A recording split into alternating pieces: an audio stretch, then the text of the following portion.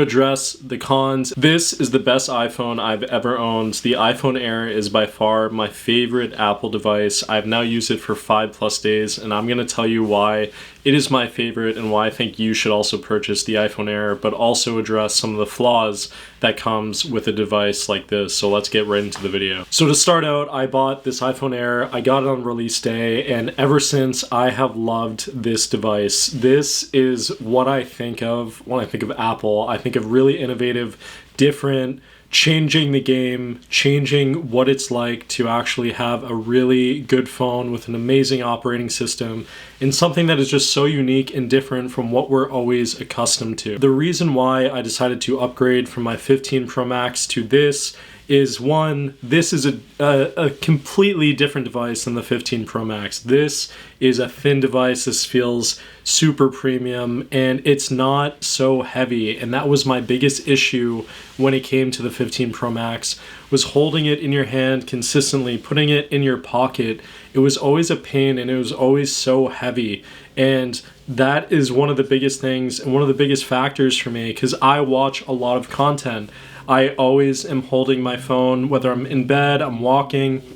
And when you hold a really heavy phone in your hand for a long time, you guys know if you're holding it by your pinky, you're holding it by your finger, you start to feel it.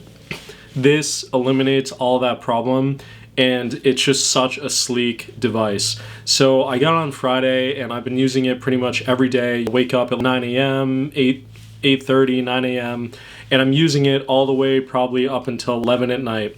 Now, am I always using it throughout the day? No, but my battery has never gone below 20% while using this device. I watch a lot of YouTube content, a lot of live streaming, CapCut. I do record selfie content, so this device already has done everything that I needed it to do, and that's why I'm just really liking it. Now, I want to address the cons and the things that I've mentioned in previous videos, one being their only single camera in the back. I also want to address the speaker, and I do want to address, well, I've already addressed the battery life.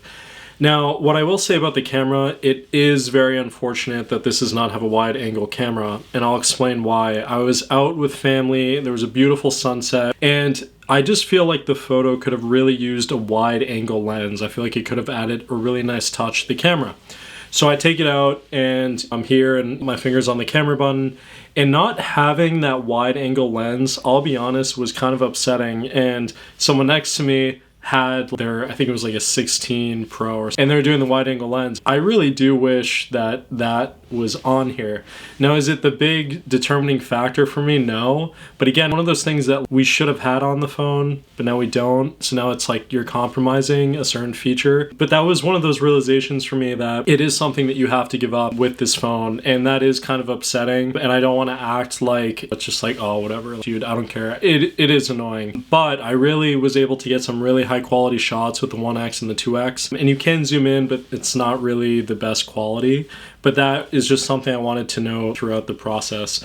The speaker, I've not actually noticed anything wrong with the speaker. Again, I went from a 15 Pro Max that had great speakers. Going to this, it's still a very good speaker. You're not going to get the same loudness. Yes, on the 15 Pro Max, probably 16 Pro Max and 17. When you have the volume at a certain setting, you're obviously, it's going to be, if you have your volume at a lot lower setting on one of those devices, it's going to be different compared to this one.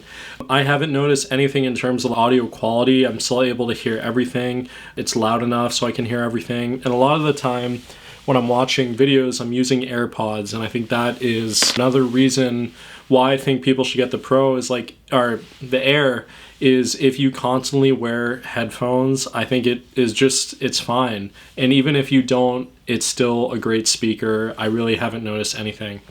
The other thing I want to address is overheating. So I've seen people comment on different videos saying the iPhone Air overheats. That is all BS. I don't believe what anyone's saying when it comes to overheating. The only time that this phone came close to overheating was when I had first got the phone and I'm transferring over, I don't know how, 20,000 photos or something. I'm pretty sure you can expect a phone to get hot. My 15 Pro Max did it. Ever since then, I've not had any issues with heat. A lot of the time when I'm walking, my finger is right here. I have not had any issues with overheating. So to me, a lot of those comments that people made are not really true. Again, that has not been my experience. If it is, I don't really believe it, but this phone has not had any overheating issues. Now I want to tell you a funny story. That day when I was out with my family, we had a really nice meal, and someone actually had bought the 17 Pro there, and I had my iPhone Air, and we're talking at dinner, and someone was like, oh, show your phone. So I'm passing around the iPhone Air, and people are like, this is such a cool device. This is the thinnest phone. It's so light. Oh my gosh. What material is that? I'm telling them it's titanium. And the person with the 17 Pro Max let me hold it, and I was like, or the Pro, and I'm like, even with all these features, for some reason, having this light of a phone and something that feels this premium overshines all that. And I guess what it really depends is like, what are you looking at when it comes to value of your phone? And I think a really big value for me is just the heaviness of a device. I don't need the best battery, and that's me being truthful. I don't need the best battery. I don't need the best cameras. I just want a device that's fast. I want a device that's light and can do everything that I need it to do. And for me, this is a really, really good device. The titanium is just still so gorgeous. I love the fact that this is the only device that has titanium, and I just think it makes it, again, better than other models in my opinion. Now, I am going to say again, I think the best overall value this year for an iPhone is the 17. I really feel like you cannot go wrong with the 17. I think the 17 overshines the 17 Pro and the Pro Max. But I'm just loving the Air, and I have zero regrets with buying this phone. I think it's awesome. I just love holding it in my hand, and it's just incredible. It is a really fast device. It is really, really fast. Now, some things that I've noticed that I actually didn't realize until a few days in is the cellular connectivity. So if I'm walking in a street that normally didn't have good connection, this iPhone Air, believe it or not, and maybe it could be all the 17s, but I've noticed a lot better connection to 5G when I'm in places that normally I would have never had that. A lot of the time with my 15 Pro Max, I'd be walking in a street and I would just lose connection. I have Verizon. And with this phone, that has not happened once, so it's really interesting. And I also wanted to test it with my girlfriend's phone, so she also had her phone. And what I noticed is that this still had better connection. That one didn't. She has an iPhone, so pretty interesting. I don't know if it has to do with Apple's new chip that has Bluetooth and everything in it, but really, really interesting. So I thought that was pretty cool. And besides that, another thing is the charging does take longer than most devices. I have noticed that a little bit.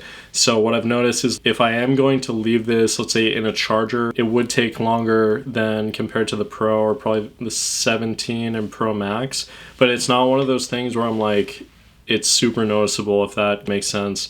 I'm never really away from chargers, and I've already tested days where my goal is to not charge this device, and I have not gone lower than 20%. So if that tells you anything, it's been great. And I'm also loving iOS 26. It runs super smooth on the Air, have had no issues. Calling, everything's great. Surfing the web, taking photos, the selfie camera, everything like that. I have not had any issues with this phone. So do I still stand on the things that I said in my first video, the first day that I got the iPhone Air? I would say yes, and even more. I think this device is incredible. I think if you are on the fence of getting this device or the Pro Max, and even the 17, I feel like this is just, it's so cool. But again, I understand if you're looking for best overall value, if you're looking at how much you pay with everything that you get, the 17 is definitely the best way to go. But thank you again for all the support. I hit 50,000 views on one of my videos, which is insane. Thank you to everyone who watched that video.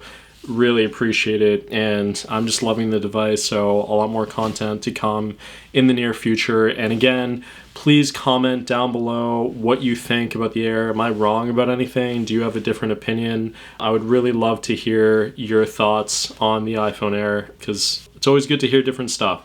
So thanks so much for watching. I appreciate it, and I'll catch you guys in the next video. Peace out. Bye.